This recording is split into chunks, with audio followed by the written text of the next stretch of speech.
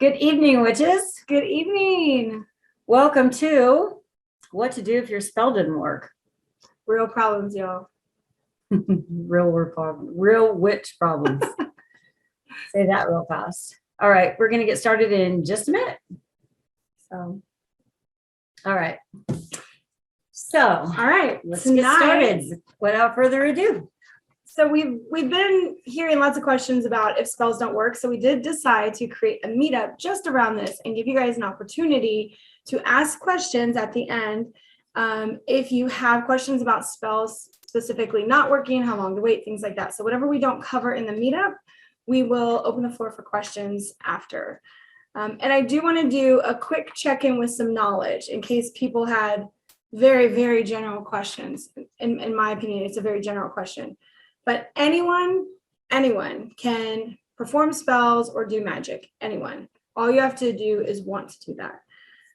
Spells are also not quick fixes that don't require you to work afterwards. This isn't like a Samantha the Witch, wiggle your nose and things are done. There's things that happen after a spell.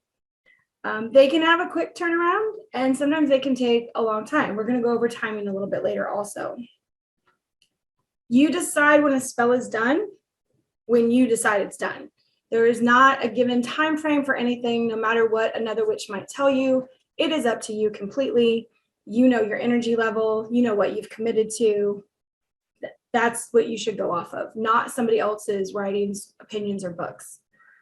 So the first kind of topic, the broad topic about when spells don't work, or when you think a spell hasn't worked, I always ask people to check their energy, what your energy level is. And so one of the first things that I do before doing a spell is like I make sure that I'm in the mood to do the spell. You know, you may have planned something out and then the day comes and you're really not feeling it, but you had all these plans and you try to push forward with it anyways. If you're not in the mood, if you don't have the vibration, like that high energy vibration to do the spell, I would tell you to wait and do it later. So pre-spell rituals, which you've probably heard people doing, like doing a cleansing bath or shower or meditation, something beforehand. These are things that we can do to get our energy in line with what we're trying to ask to change. Getting into the right mood allows you to align your vibration with the vibration you're seeking that is change. When you connect to that vibration through the entire spell work, the results are going to be, that's the power that people talk about. How do you make a spell more powerful? That's what that is. The more you're aligned with the vibration of your outcome during the spell, and then we're going to go through some other steps, but that's the key first, is getting there when you begin. I often will read something, find something inspiring, listen to music, take a minute out for myself. You know, people talk about centering themselves, but getting yourself to a place where you really feel good about what you're about to do. The vibrational rates that we're going to go over in the chart that I told you guys about but this is things that you would align yourself. What makes you feel really grateful? What makes you like full of like love and joy? If you're not focused on a specific outcome, but you can align yourself with that vibration, that's going to get you there every time. The things that don't, this is where new witches really have a hard time. Vibrations that don't help your spell is when you're second guessing yourself, when you have a little bit of fear. Am I doing it right or wrong? Is this the way it goes? How do I say that word? Anytime you start to question stuff, it brings your vibration down lower because you're losing that confidence, that love, that joy, that excitement that you were putting into it before. So a minute ago, I said, you know, what's a powerful spell? How do you power up your spell? Like people talk about, ooh, this is powerful.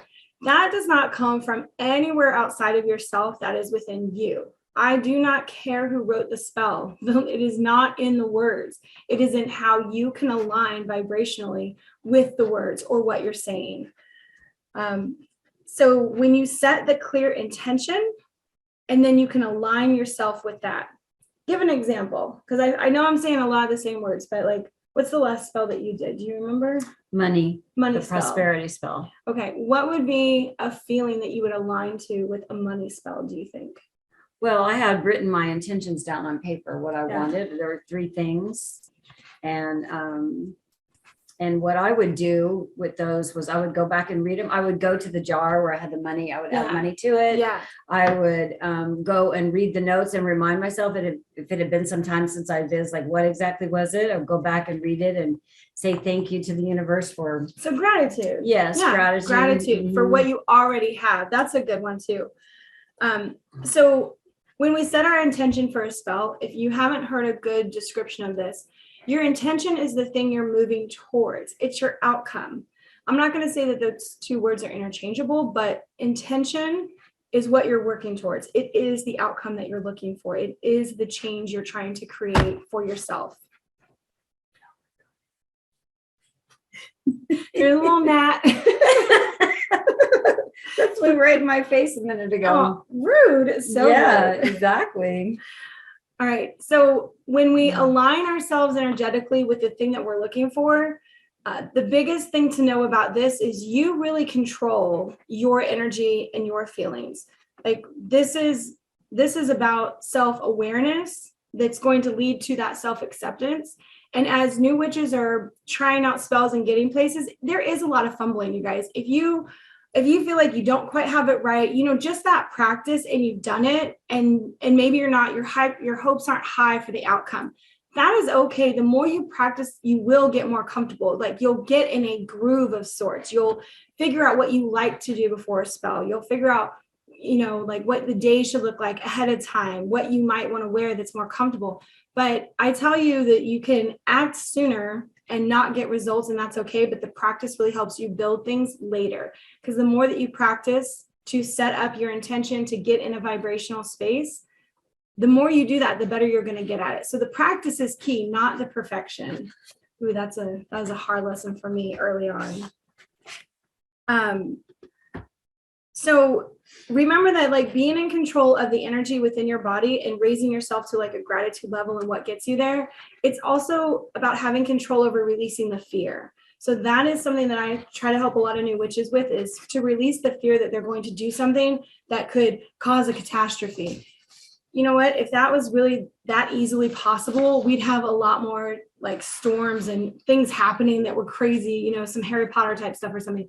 It's just not, it just doesn't happen that way. If there's a fear intention, or not intention, I'm sorry. If there's a fear vibration or a lack of confidence, the only thing that's happening is you're not in your creative mode. That's it. So there's basically a line at emotions and vibrational states that we get to where you're either in a creating, expanding yourself outward, pushing energy out into the world, or you're contracting and you're making yourself smaller. You're not trying new things. You're not exploring. You're not pushing that energy out into the world. So that's really the only two things. And we're going to come back to that with the chart that I told you about. I want you guys to remember that you have so much power in you. All you have to do is acknowledge it and like move forward with it. It's just trusting yourself. This is anytime you're doing tarot cards, or if you want to learn to read palms, or if you're trying to see auras, you have to first tell yourself that you can, that you're absolutely capable, that you have the power, and that you're building it. So getting no results at first is not a bad thing. The fact that you're trying is the building blocks to getting yourself there. So just remember to keep experimenting with it. I wrote down a small intention in the notes about like how to make your intention more clear. And I just put, I need more money. Money is always like a big one. Money, job, love, house, maybe. But there's a difference in a spell by saying like, I want more money. I need more money. That sort of desperational where you're trying to fix something with just that, compared to something that is a true outcome. Okay. Because you could get like a random check in the mail for $300 and be like, boom, you got more money. But now what? What did it really solve?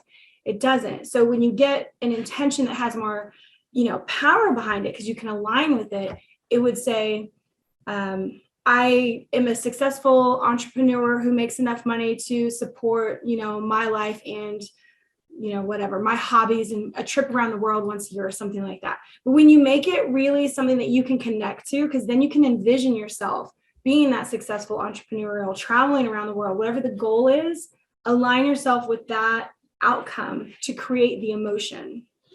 I also like the end that you wrote there, because money flows easily to me. So it was the whole statement. The whole statement. I need more money versus I'm an entrepreneur who can support my lifestyle because money flows easily to me. So to me, that's a really important words. Money flows easily to me. It's like, it's always there. You can feel and that. it's just energy. Yeah, I can feel that. I feel those words. So with Kat saying that, this is where you can see a pre-written spell and half of it doesn't mean anything to you, but you can find a sentence or something that you really connect to.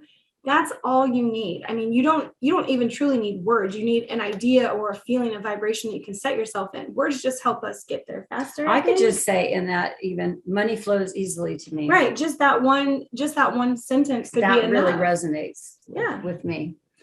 An example of how to take other people's ideas and make them your own. Find what really feels good for you and then use that. You don't have to use the whole thing. Okay.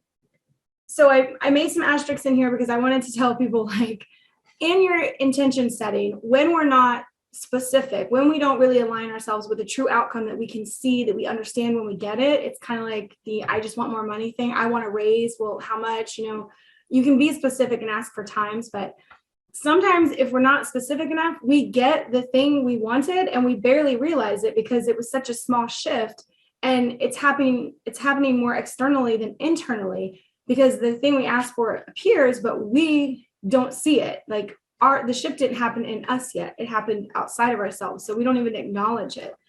I did write down 2 examples because one, which was really hard to accept. This was last year. I put a small altar in my son's room. He's 16 and he's been really struggling in high school for a while now. Just, dumb boy stuff. And I put in there, I was like, he's going to find a tutor who's going to help him through school. Like, he's going to get it back on track. Well, about 6 months later, he got expelled. Okay. So I was like waiting for this tutor to appear. I'm like, talking to this spell often and like wishing it and like, just, hey, I really need this person to come forward and help my son. Well, he got expelled from that school, which felt really sad because now he's in an alternative school. But guess what happened? He got the tutor. He got the tutor he needs, and he's getting the help in this much smaller school. And he's like, I like this better. There's less social pressure. I think this is good. So me having the idea of what that tutor looked like could have stopped me from saying like, oh, this spell didn't work, obviously. But it did work. It just worked outside of what I thought it would be. Like, I left the door so wide open. They're like, all right, we got a surprise for you. So then a second one that just happened last week, you guys, I was making an altar in my energy center around career, asking for more money to flow in because I'm getting a little tired of the things that I'm doing now. I'm like, I need some excitement. I need something to flow. I need some action. So I'm outside of my house doing this in the front part. And my husband is coming out the door, going to work. He's like, well, we have $6,000. I did this like an hour ago. Well, we have $6 more in our bank account. I was like, what happened? He's like, oh, I sold an investment we were in. I'm like, well, that went really fast. I'm not really sure how that aligned exactly, but he didn't know I was doing that. I don't usually tell him when I'm doing spells. He just asked if he can move stuff sometimes, but so the difference between the 6-month thing and getting something that I was not expecting versus this happened within a couple hours of me making the altar. It's technically under my porch, you guys, so that it's not visible when people walk up to my front door. I have like underneath my porch that I can go sit under, and it's really pretty. I can see my whole yard through my steps. Kind of creepy if I was like a weird stalker type. I could sit underneath there and grab people's feet or something. The lady under the porch. Nobody knows. But there's flowers and stuff, so it's not like super creepy with spider webs, but so that's just 2 examples of sort of like putting something out there to the universe and how it came back to me specifically. And I'm going to turn it over to Kat for this topic is more like education versus intuition, and this is near and dear to my heart, you guys. Take it away, Kat, because I love this part. Okay. This is education versus intuition. Yeah. Am I doing witchcraft right? Mm-hmm. This is a question that gets asked a lot. Mm-hmm. This brings up a deep multi-generational wound that we are all breaking free from. Our ancestors gathered knowledge by trying it out, experimenting, having an open mind and an open heart. Yeah. Through observing the cycles of the season, watching what animals did, ate, stayed away from, and paying attention to the signs that show up in their life and the events that follow. This was the way to learn right and wrong for each individual practitioner. They were able to listen to their intuition because the world was smaller and there was less distractions and more alone time for reflection. Yeah. Today we have schools, tests, teachers, everything else that demands that we let others tell us when we're right or wrong. We are so used to looking for others for approval, for the right answer. Why? Because back in the day, back when we were a much smaller communities, small communities, we would have been put outside the social circle. We would have been ostracized if we didn't conform with whatever the elders or the people who were making the rules said was the right or wrong. So we were constrained into this little box so that ostensibly a society could run smoother, or our little societies. From the style of our clothes to the way that we talk, society has set the expectation that we need others to govern us. Religions say that long ago, someone else decided what would be right and wrong for all people, no matter what, and that we must shut down every part of ourselves that doesn't fit into that religious box. That's why we're here. Yeah. I don't know about you. That's why the witches are breaking free. Excuse me, F that. Yeah. This is where this question, and the question is, am I doing witchcraft right, stems from. Yeah. This is why you find witches disagreeing and making new orders or witches to practice only by their way, the right way. Ask yourself what it means to be your own high priestess, magical goddess, or of your solitary practice. When we gain the confidence of our practice after we've been in it a while, we come to gain the confidence of our practice after we've been in it a while. But I'm here to tell you, Jamie's here to tell you. I'm here to tell you. I'm here to tell you that as soon as you decide you are spiritual royalty, the creator of your own world, then you are. That's it. What this doesn't mean is that you are more important than the next. We should cherish each other as magical beings on our paths, always growing, sometimes sharing in discoveries, but never judging what or how another chooses to practice. Really good points. Yeah, I could be on this soapbox a lot, but this is where you decide for yourself. There should not be anybody in your life telling you that there are right things and wrong things for what your witchcraft should look like, what your spell should look like, what you do with your spell should look like. The whole reason for the intro of like how we did it back in the day was we just experimented, we watched, we learned, we gathered the signs, we saw what worked, we saw what didn't, and we kept moving forward. And that used to be retold in stories, and that's how we shared knowledge. It always evolved though. We've never just stuck to one thing.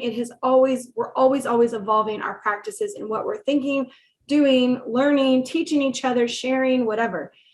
The thing when religion came about and orders that had hierarchy is we started to believe that there are people that are better than other people. And it's that knew more, that held knowledge as a way to gain power. So as I see witches write that, they're writing down things, do not do this, be careful of that. You will find for as many people as you see say do it one way, you'll find people that say like, no, do it the other way. The problem here is it shouldn't be a battle. It should just be like, claim it for yourself. I do it this way. That's it. Competition. We just experienced one. Sorry to interrupt you. With the we just experienced one with the eclipse last night, where a friend of ours shared a meme that said, "Don't use eclipse water because of all this." It's like dark, chaotic. And it was a really negative view of what the eclipse meant to her, I guess. Fine. Okay. I already told her I was doing moon water because for me, it's a quickening method. It means that the moon is moving through the cycles very, very fast. You can watch it grow from it, one side to the other. And that's how I've always used it. And that new information maybe for a second made me question myself, but I'm like, you know what? This is how I've done it and I'm comfortable with this way. And that's fine if she wants to believe that. I'm okay with that. And if she doesn't want to do it, or she thinks that I'm wrong, or that I'm going to bring about some scary shit, I don't know. That's on her. That's not on me to like help her with what she's thinking. Yeah. So, that those vibrations, that vibration, because when you think about fear, it's like, we can't do it like that because of this or that, afraid of something. That is a low vibration. So when Jamie goes over the chart that we have, which is called the vibrational scale. Yeah. Of emotion. You'll be able to see that fear is at the very bottom of this pyramid of vibrations, and up at the very top of it is enlightenment. Mm-hmm. And so it'll make more sense then. So just hang on. So that was really, I mean, I guess going back to the original question, I hope that you guys got an answer that worked for you. But when people ask me, how do I know if I'm doing witchcraft right? And that's where the right and wrong thing comes in. And we're seeking validation that somebody else might know something more. And that's totally fine. Gathering knowledge, there's nothing wrong with that. But I don't want you to feel like if you read it in a book one way, that is a holy doctrine of any kind. Everybody has to learn it in their own way, and that people choose to write about it is so wonderful and exposes us to their practices and what they do and what they have found that works for themselves. But that does not mean that it's going to work for every witch. That's why there are so many of us practicing in so many different ways that work for our individual selves. And as you pay attention to the signs in your life, what you bring into your life that you feel good about, what you end up releasing because you're like, I got that, but that didn't really work for me. It's not resonating with me. That is just that's your own growth through your practice, and nobody should tell you right or wrong what it is. You don't even have to use crystals or herbs or candles or have a black cat or, a witch hat or dress in black. There is no standard except the one that you set for yourself. So the biggest message of this tonight, especially since this is about doing a practice, and if you call yourself a witch, you feel like you should be able to do a spell that works. That's sort of the lead into like, I'm a witch, I do spells and they work. That's kind of like a whole thing about the community. So as you release the expectation to do something right by somebody else's words and to find it within yourself, that's why I put the words in there like spiritual royalty. Every single one of us has the power to govern ourselves and be our own high priestess. I might advise my friends and family on how I do things, but never ever do I tell them, okay, you must do it this way. And then after you do this, then like then do that. Never. I'm like, hey, feel it. What do you feel? Like I try to get them to bring in their sense of that's the way you always do it. Right. You always do that. It's like, what do you think about? What comes to mind? Yeah. I'm not going to assign it for them. And anybody who's trying to govern you in that way, that's religion. And just so we're clear, Wicca is a religion. So if you are following the religion of Wicca, that is okay. That is something that you are involved in. That is perfectly fine. This is probably nothing that Wiccans agree with right now, because they do follow doctrines. They have people who set things up. They write rules and laws for each other. You can only learn so much at one time. You have to pass tests. They have to find you worthy. So there's all of that involved with going into an organization that does have hierarchy, which is why I choose to be a solitary witch and do what I want and choose what I want and do it at my own time. So moving from that and understanding that you are spiritual royalty, you are here to do your thing and become your highest self the way that you want to, the way that's right for you at your time. We're going to talk about how you go from self-awareness to self-acceptance to then self-love. Because once you reach self-love, anything is possible for you. You no longer enter the world into the world with fear, doubts, scarcity mindset. There's not enough for people. Judgment and ego don't play a part as much. When you know you really love yourself, you start loving your life. You're grateful for all the things, even the little roadblocks, you see them as an opportunity to grow or learn something else, to find something else that you can discover about yourself. So I will say that if there was a rule, I only have one, and it's harm none, not even yourself. So with that, it's the only belief that I have that intentionally causing pain to people is wrong no matter what. you're allowed to choose for yourself what feels right and what feels wrong. And the decision is up to you. And I mean, you don't have to tell anybody how you do it. Your practice is your own. That's why I say sometimes we share. We don't share everything. I'm very open with my practice. I let people in to see all my stuff. It doesn't bother me at all. I have no worries that like something's going to get messed up if somebody touches my cards or whatever. But if right now you're holding things that feel right for you, then continue doing it your way.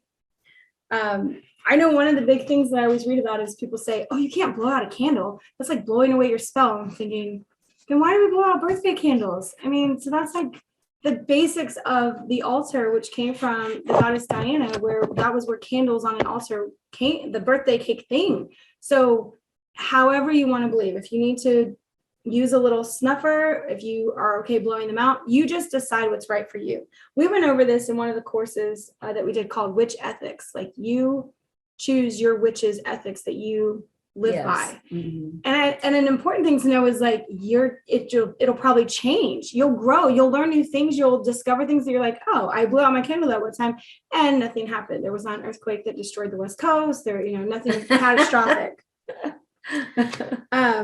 So I have a lot of examples in there as far as like what people use and don't use.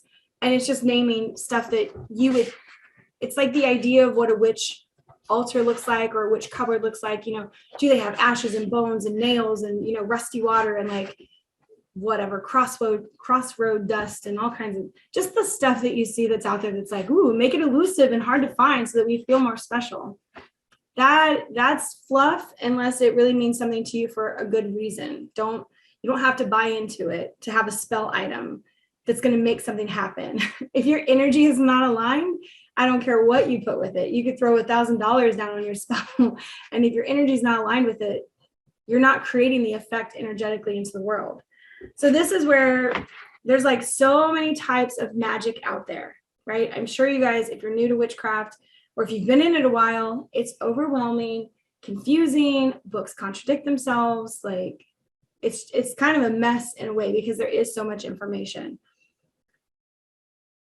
So why does witchcraft exist in so many forms and yet witches are successful? I guess that's the right word for it. Like their spells do work and they write books on it and preach about it. It's because they own the energy that they represent for that thing. Those spells work for them because they wrote it for themselves and their energy level is invested in that outcome. Like they can see it and feel it for themselves. That's why I say, if you read a spell and it's like, none of this resonates with me, these words are crazy, I don't even say that word, it's not in my vocabulary, move on, find something else that works or write your own. Okay. The real reason I was supposed to say that it works is because all any of us are doing is tapping into the energy, the same energy we're all using, and however we access it with whatever words or whatever it is that you align with that gets you there. That's why they all work for people. That's why somebody who, I hate to bring up a particular person, but uses, her cycle stuff to mix in spells and thinks it really works. I was like, that's awesome. You'll never find me doing that. I'm very uncomfortable with that. I'm not going to. Like, that's never going to be me. I'm not going to think that it's more powerful just because it's more extreme. But for her, that gets her to that level of like vibrationally connecting with her outcome. And she uses that. It's like, I'm surprised, shocked, and I'm glad that it works for you. Like, that's all I can say. And there's nothing else for me there. So as you learn about things that might not seem, I was going to say realistic, but like it's movie-ish to me that people go to extremes to do stuff. I'm not saying you can't or don't do it, but you do it to where you're comfortable. So there's this pressure on us to all. I do think there is, when you look at Instagram or Pinterest and you see all of these witches and they've got all these like setups and there's smoke and there's a cauldron and they're all dressed in black and they have hats and they're dancing around and there's twinkly lights around. It feels like, well, if I don't do that, then, am I really a witch? Am I really doing a spell? Because I'm just here in my little, on my patio at my little metal table with my one little candle And, whatever it is I'm saying and I'm concentrating on, or I'm pulling a card or whatever it is I'm doing. And it seems very far away from Insta Witch, I'm sitting under my porch. So, I mean, I don't see anybody doing that. Like, yes, I'm in, whatever, something black probably, but something comfortable, hopefully. something comfortable. Yeah. Comfortable. But it is about what gets you there. I do want to stop here for a second because I want to just say something because, you guys know Jamie's been practicing for 25 years. So for her to go back and think about this stuff, she really has to go back and like, okay, what was it like for me as a new witch? And this topic tonight is about what to do if your spells didn't work. And I just want to make sure that everybody understands that the things that we're saying here is like, when your spells don't work, go back and consider these things that we're talking about tonight. Was your vibration there? And if it wasn't, if you don't really feel that, gosh, when I was doing that spell, really, I was stumbling around with the words, somebody else wrote it. I didn't have, I have newt. And so I was like, is the spell really going to work? Because I don't have I have newt. So you had all these, doubts and everything. Only you know that. Yeah. But if, so if you're truly weren't in it, these are reasons why it may not have worked for you and things that you can do to go back. Because I feel like a lot of this is like how to do it. This is like a combo thing of how to do a spell and then what to do if it didn't work. So you're like, get into the vibe. These are all the things that you need. You got to believe it. You got to say it. It's got to mean something to you. You got to be in that zone. Anyway, I just want to make sure everybody knows I'm really where they are grateful. tonight. Well, I'm really grateful that you did that because again, I can speak on these things because like in my head, I already hear the answers and I apologize for assuming things that might be known that aren't known. No, and I may be the only one thinking that, but I just want to make sure everybody who's here knows Just calling me out. that I'm not in a really, good way. It's in a good way. I want to make sure everyone knows that this is the kind of stuff if when a spell doesn't work for you, you're going to go back to these things and you're going to consider them and then you're going to redo the spell is what you're going to do. Really. If you want to redo the spell. If you're still wanting to bring about that change in your life. I keep saying practice. Just practice it. Practice. I think that's really, for me anyway, as a new witch, I don't know about the rest of you guys. I assume you're all new witches, but the practice part, it felt intimidating. It still feels a little intimidating to me, about gathering things together. And, there's just this, I don't know. Pressure? Well, there's the pressure of like all the stuff that I've read and all anyway. So I don't know if anybody else can relate to that, but I think with new witches, there's definitely a kind of, you're almost, as you get introduced to it, you see all these things and then it sort of sets up this expectation in your mind about how it's supposed to be because you don't know. I mean, it's not like you went to school for it or anything. You're surfing the internet, you're surfing social media, you're maybe meeting some friends, you're buying books, you're learning, knowing so much information. So it can feel a bit. Oh, it's definitely overwhelming. A bit intimidating. So practice. And you can practice. Yeah. Practice doing the spell and not really doing beforehand. the spell. Walk through all the motions. Because even with casting a circle, I don't even get into casting circles because that's not what I do. There's nothing good, bad, whatever. It's a choice. It's all just choices on how you practice. The most important part of the spell is you and the energy you bring with it. That's it. If you want to know the number one ingredient, the only thing you need, yourself and the energy that you bring to push out to get that change to vibrationally match with you. That's it. So it's really good to talk about that, the vibrational stuff and matching, because the next thing that we're going into is how a spell sort of aligns with law of attraction or manifestation. I'm sure you guys have realized that there's a huge connection there, or the similarity that's like, is it just people calling it by different names? And I would tell you, yes, for the most part, a spell and manifestation or the law of attraction are the same things. The difference is when people are using, the difference is that we're manifesting all the time, no matter what, because our energy, whatever we're thinking and feeling, is sending out a signal into the world that we are always attracting back to ourselves. So if you're on that lower end with fear and negativity or expecting like the worst. I mean, just, yeah, we're gonna pull up this chart in a second so you guys can see some of these.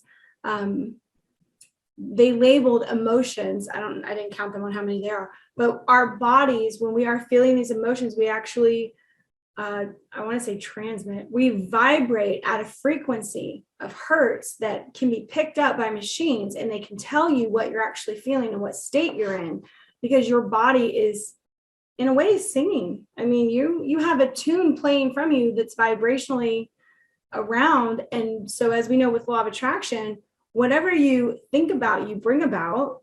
And that's why they say that, because your thoughts create your vibration, which then like attracts like. That's what this law of attraction is. Whatever state you're in, that is what's going to come forward to you in the world. Your vibe really does attract your tribe. Your vibe really attracts your tribe, whether that's, oh, what was that saying I told you that one time? It's like, if you meet two assholes in a day, look in the mirror to see the third. There's a saying that I read, and I thought it was really interesting, because I thought, well, yeah, if you're out there and you keep running into people who are really awful to you, or everybody's really rude, or there's this whole thing, two things are happening. Your perception is that everybody's going to be this way, and you may not understand that that's what you're doing, that you're just expecting people to be this way. And then you're also putting off this vibe to turn the situation into something that is kind of a snotty little interaction with people. And if you've ever had a friend or a family member that maybe is like that, where everywhere they go, they seem to be in confrontation, they're always bitching about somebody's mean to them, they didn't like them, they're rude, this person cut me off, it's always a bad story. You might find that their like attracts like. So whatever their attitude is, whatever they're thinking about, they bring about. Or, for years I was super standoffish, and then I was like, why don't I have any friends? Not realizing that she's the because cause. People were afraid of me. They were like, ooh, she looks intense, and would call me aloof. One guy said I was the rudest person he ever met, and I was like, what did I do to deserve that? He told my boss that, and I'm like, I couldn't even remember how I interacted with him, but I'm sure it was resting bitch face, which is a problem for me. So anyway, I inherited that trait.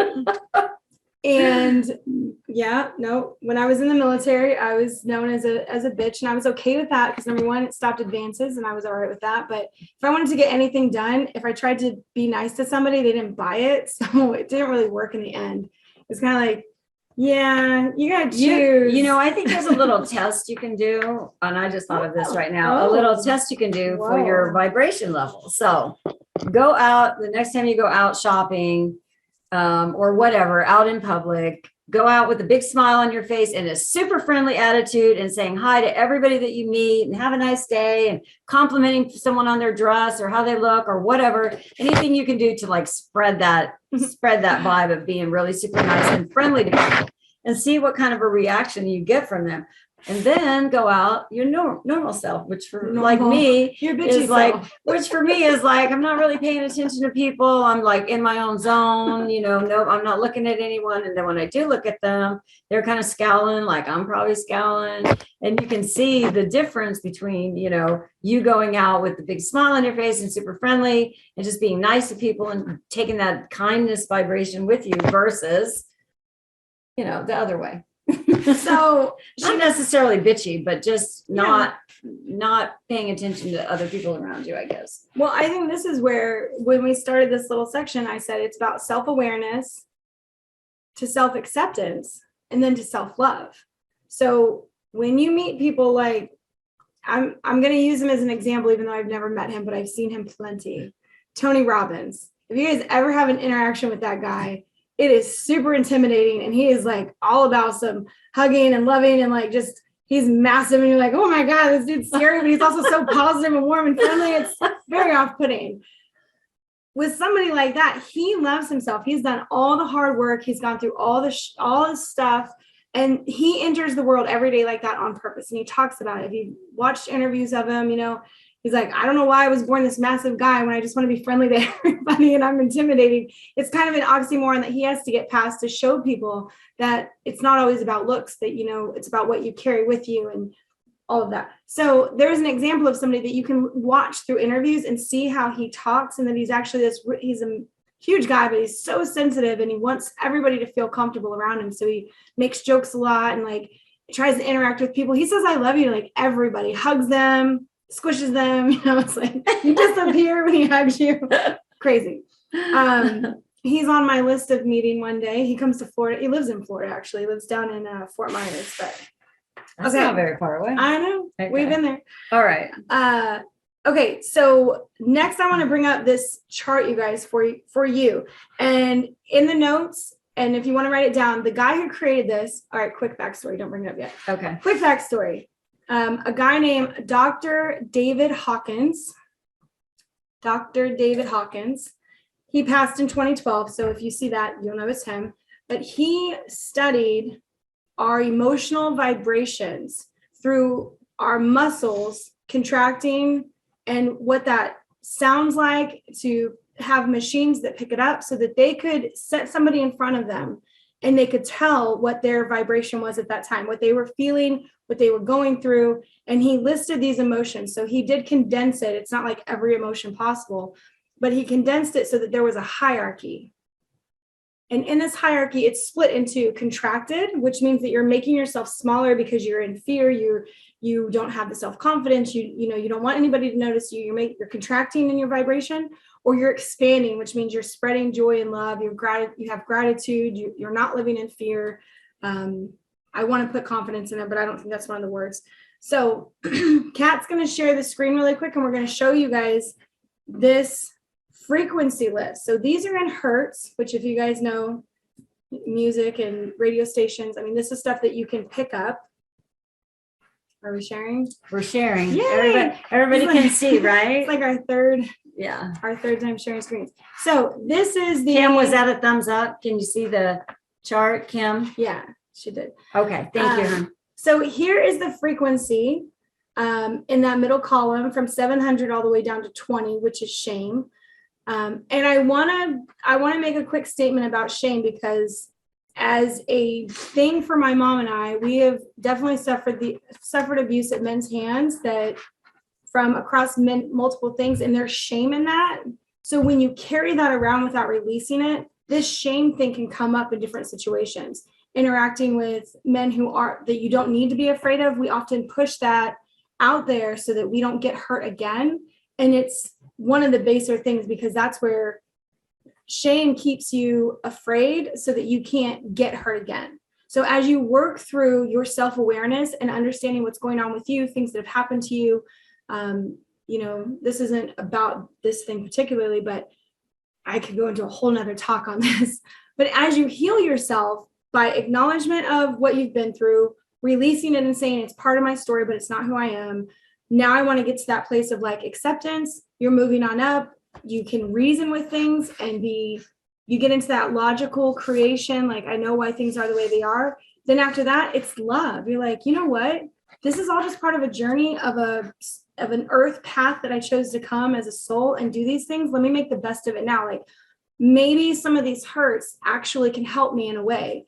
We've talked to people who have been, really, really hurt, messed up, just absolutely terrible. And yet they're sharing their story, which is the scariest thing, but it's healing other people. So they're taking that pain and shame that they had, and they're using it for something that can actually spread more love, more joy, more gratitude, and create more healing for other people. So that's where moving from self-awareness to self-acceptance. I've been through this. Yes, it happened to me. It doesn't make me, please seek therapy. I love therapy. I was in it for 3 years for stuff that happened with me. And as you grow through that, then you get to where it's like, well, now I love everything. Because you know what? I'm no longer afraid. I worked through that stuff. I know I'm safe now. I've got my healthy boundaries in place. I'm never going to be in that situation again. You find peace. And then the enlightenment thing, I don't know. When I think of enlightenment, I always think of like Buddha sitting under the tree. Yeah. So I don't know about enlightenment, but my highest one is gratitude. I would put gratitude there instead of enlightenment. Because when you're in the moment of gratitude, nothing gets to you because you're just really watching the world and going like, this is an amazing, amazing place. And I'm so happy to be a part of it for the small time that I get here. So vibrational scale of consciousness is one way to put it. The first book that Dr. David Hawkins put out that sort of speaks to this is called Power versus. Is it the Hertz? Oh, no. that's Hold on. Okay, you got it. Power versus Force. That was his first book put out on this. I have not read it. I've only seen articles where people review it. It's on my list now, I think, to possibly read it. But it does get into the psychology of human emotions, our vibrations, why we feel things, why we walk into a space and we like totally reject it versus we walk into another space and we feel like we belong there. If you've ever been fascinated by that, where you can meet somebody and instantly not like them and you're like, I don't know why, but they rub me the wrong way, or they give me the EBGB, stuff like that. That's their vibrational rate that you're picking up. And it's the same thing somebody might have about you. Like, I love being around you. Like I always feel so good after we've spent the afternoon together. That people are picking up on the vibes that you put out as well. Okay, I know that was a lot and it was some psychology and some other things, but when we find the vibration that we need to be out to get the spell and to get the outcome that we're really looking for, that's how this all plays back, which is what Kat was trying to say earlier, where I'm like way off somewhere else on, how does this relate to if your spell didn't work? Right here, fear. If you're still grieving, if there's still emotions that are going on, don't force yourself to do spells if you're not ready yet. And if you do them and you don't feel like you did well and you want to redo it in a month, that's okay. We're going to get into that next. Just part of this, what I think of here, and I think I will use this in my next beginner witch series. Yes. But I think this is a really good place. A lot of people come in to witchcraft seeking something. So they're seeking a spiritual life, or they're seeking to heal in some way. I think for me, it was both in terms of that. It's like, I want to let go of the shit and I want to be happy, and I want to find a place where I can be happy. And I know that I have the spiritual need, but I think this is a really good thing. Our journaling, our meditations, our book of shadows, the mantras, the affirmations that we say and practice. This is a good way, I feel like, to move through if you happen to be kind of stuck in those lower level vibrations, to like move through them and let go of them. So that's where your shadow work comes in. We're going like way back Definitely to week one of the beginning with. So if you have some shame, guilt from your past, that fear, grief, apathy, whatever it is that you're still just like you haven't quite got there yet. I really love what you said about, yes, this happened to me. It doesn't define me. I'm safe now. I have learned that the lesson of that, and I'm moving on, and I'm leaving that in the past. So I am not my trauma. I am not my trauma. I didn't do that to myself. It wasn't a choice. Somebody else needs to take responsibility for that. All I can do is work through how it's made me feel, how it's affected my life, and then move to where I want to be. And that is therapy in like 3 seconds. That's basically what happens. That's getting through it. And it's not getting through it. Take your time. This should not be something that's fast moving. And you go back and forth through levels for sure. You go back to like feeling sad about it and shameful and like, why didn't I do more? Or how come I didn't speak up sooner or something? And then you go forward and you're like, but you know what? Look where I'm at now. I love my life. I am free. I have good friends. Like, I'm strong. I've made it. You're a survivor. Okay. So just being that, get a label that you do like, besides somebody who's suffering from PTSD, suffering. I have a medical marijuana card. I don't suffer anymore. I have fun. So there's just different ways to think about it, which I don't know. Now I laugh about it. I'm able to like talk about it and laugh instead of feeling sort of the pain in it. Yeah. And that took time. It takes time to do that. There's anger. Where's anger? Anger. All right. That's at 150. Mm-hmm. I was in anger stage for about 10 years. Yeah. Lots of anger.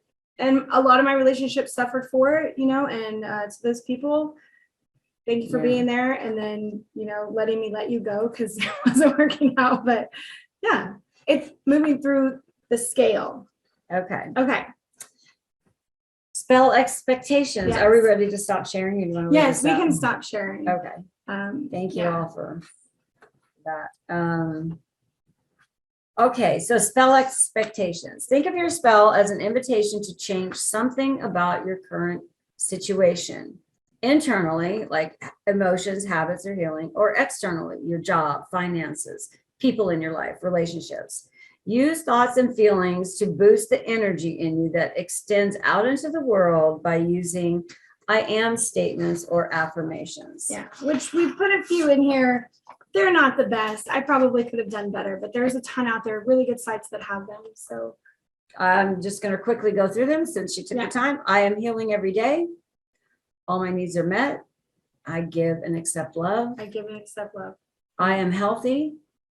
I enjoy my life. Mm-hmm. Mantras or affirmations keep the energy you harness during a spell present. Yes. Affirmations keep your state of mind at a higher vibration for creating that future. Mm-hmm. Vision boards, letters to your future self, meditation, visions, journaling also allow us to remember the energy and outcome we want to attract. Is this me still? This is me still. Okay. How you feel after a spell is important. Our reality is based on our perception of the world. Our perception is ruled by our thoughts. Hence, our thoughts determine our reality, but also the power to change it. Mm-hmm. Close your eyes. I just love that you're doing that. Can you clap too? It reminds me of a church. I wish I knew another witch word for like amen, because I really feel like saying amen, but I don't really know what amen Good means. goddess. Oh. No, Yes. I don't know what amen is. I don't I don't the know, amen's not but- it. Get it, goddess girl. Yeah, I don't know what. There's like a hoot. She's like, somewhere in there. somebody come up with it and tell us what it is. What's our witch like? Woo woo gonna be? Witch whoop. Anyway, our thoughts determine our reality, but they also have the power to change it. Mm-hmm. Close your eyes and see the change that you see. Experience it now. What do you see? Here. Where are you? The more detail you add, the stronger the experience of emotions. Work to dispel any disbeliefs you have about what you're asking for. Again, as Jamie was saying earlier, law of attraction and manifestation and spells and even prayers. It's all at the same. Even prayers, yeah. It's That's the all. same thing. It's all at the same vibrational level where you're like really want this and you're asking for it and you're believing and having faith that you're going to get it. And there's no doubt. Drawing it to you. Faith is an interesting word. I don't ever use the word faith, but I use like trust in the universe. I guess that would be trust and faith could be very similar. But I always like my own mantra is like trust the universe will provide. I say that a lot when I'm doing things where I'm like, oh, this feels really scary, but the universe will provide. Like, I know it'll be okay. And that's how I bring myself back to that okay level of, I don't know, sometimes spending a lot of money or something where I feel like it seems scary. I'm like, ooh, this is out of my comfort zone. The universe will provide. So if after your spell, you don't feel worthy of the spell that you set or the goals, intentions, this is a time to work on removing these blockages from your life. Spells are a transformative process that you are a part of. Mm-hmm. It's not just happening outside of you. It's happening within you too. And therefore, you'll still need to do the work to help it along in the physical world. Which then it's over to Jamie. So this is a saying that I use. I don't know anybody else who uses it, but I say you feed your spell. And I don't know why I use the word feed your spell, probably because I like food and I want somebody to feed me. But if you feed your spell, it's adding that energy, right? So the food is energy. It is intention that you keep putting forth that says every day that I want this thing, this outcome, I make a step closer to being that way, not just internally, but externally. So if it's something for health, if it's something for love, if it's a new job, there are things that you're going to do that feed the spell. So after you've brought in all of this energy, you've done your spell, you know, maybe you did candles, a crystal, you have a satchel, a sachet, a bag, whatever you want, a jar, a bowl. I can't think of any other witch things that we do, but carving it on something, whatever it is that you have, that you do, you can go back to that spot or that thing that you kept as a spell memento of all your little stuff. And then you talk to it again, you feed it energy with your mind, you tell it what you're doing, what you're working on.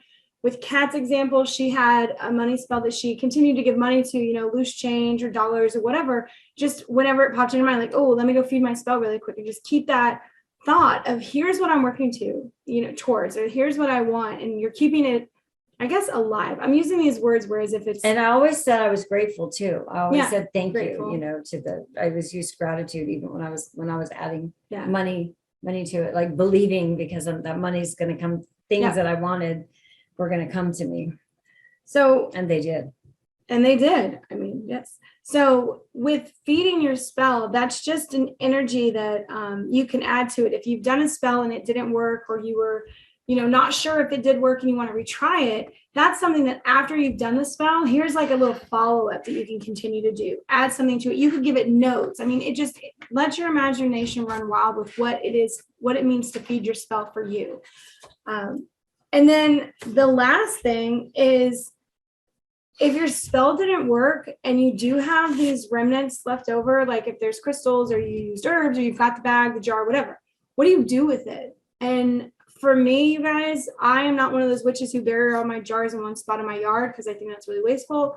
I try to reuse as many things as I possibly can by, if it's something organic, I let it go into the earth, I'll bury it, I can release it into the ocean. Whatever it is, a lake, a stream, a pond, you can burn it if you think that fire is okay. Transformation, fire is a great tool for transformation, but you're getting rid of what didn't work for you yet, and then you're going to bring the energy back in. So you can use all the same things from your spell that you did before and redo it. And there's nothing wrong with that. Again, the practice of it just makes it stronger.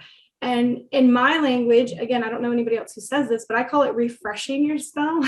And I just want to say that the reusing your spell, just a spell ingredients, it didn't work, doesn't mean it's not going to work again. No. That's the time that you're going to go back and look at like all that energy that you did or did not put into the spell work. Because remember, it's not the stuff that makes the spell. It's not the anyways. stuff. The stuff is there for you. It's symbolic for you. When you hold, let's say when you hold amethyst. So I have a ton of amethyst, and when I see it, it just means love to me. It is also my birthstone. So it's very like personal. I feel very connected personally to that stone. So if I have amethyst stone that I use in a spell, I'm not going to get rid of it. I'm going to bring it back into my home. I'm going to cleanse it in whatever way I want. And then I'm going to bring it back into my home and let it sit there. And I cleanse my decorative crystals like maybe once a year, but they sit there and they create an energy of like feel good when I look at them. So in your spell work stuff, I mean, herbs are, I don't know, getting rid of herbs is because they dry up and whatever. So use the things that you can reuse. Like I was going to bring one of my honey jar spells, but using honey is a way to like slowly bring something in and sort of like, for me, it was taking my time with the energy that I want to bring in. And I need to release this spell. And by release, I mean, return the things to the earth that can be. I have real money in there. I am not going to go put $100 in the ground. I'm not going to burn it. I am going to wash it off. I will either reuse it for another spell or I will spend it somewhere. But it's just things like that. Like whatever you put with your spell can be reused. There's nothing that says you can't reuse it unless you say you can't reuse it. You know what I mean? Like, or unless you believe that you can't reuse it. If you believe that, if it's tarnished or dirty or or it's like you didn't work for me, or you didn't work for me, so I'm not going to use you again. Yeah. Yeah. So do what you feel comfortable with, but that's also another question I get is like, what do you do with your old spells? Why is it old? What do you want to do with it? And what do you think you should do with it? That's all your own witch ethics that you get to make decisions on. You can look around at what other people do. I've told you what I do because I, waste not, want not, or whatever that saying is. I just don't think that a long time ago, I don't think people were like, I'll just go buy another jar. No, because the jars were not like, they weren't at the Dollar Tree at that time. Okay. So we weren't like running to Walmart for all of the little things. And no, so reuse what you can. And, that's what I would say. Reuse what you can, and refreshing a spell. There's nothing wrong with that to redo it. It's the practice again that feels really great. In the notes, you guys, I did put in the title of 2 books because if you liked the thing from Dr. David Hawkins, the little chart, if you want to go to a next level, if you are really ready to change your reality, your mind, your habits, Dr. Joe Dispenza is absolutely mind-blowing, and you'll need like a year to digest some of this stuff because it's so intense and so awakening that it will blow your mind over and over again. Every time I listen to it and read it again, I've been doing this for like 3 years, I still get so much from his stuff because it's about retraining your brain to get out of these bad habits. My PTSD caused me to not be able to drive. I didn't have healthy relationships. Like, it affected the way that I saw people out and about. I always thought everybody was out to get me. You know, I thought at any moment I could be like abducted or raped or stabbed or something. So this helped me move out of that fear state and the expecting the bad stuff to somewhere where I'm much happier now. And now those things don't even enter my mind. I'm not tormented by those old pattern thoughts. So anything by Joe Dispenza, he has like 4 books. Any of them will work. They all talk about the same things, just in different ways. So those are my 2 resources. And the Joe Dispenza book is Breaking the Habit of Being Yourself. That's the one that I wrote down in there. But yeah, breaking the habit of being yourself. It means getting rid of all your old habits that don't do anything for you. Yes. And that concludes our meeting for tonight, you guys. I hope that it was helpful. I hope you got some insight, some ideas, some stuff to try. I hope there were some questions that got answered, but if not, the floor is now open for anybody who has a question about spells or anything else witch related. We are here for you guys. Well, since we don't have any more questions, we're going to let you guys get on with your night. It is 8:30. Your evening. And we hope to see you next week.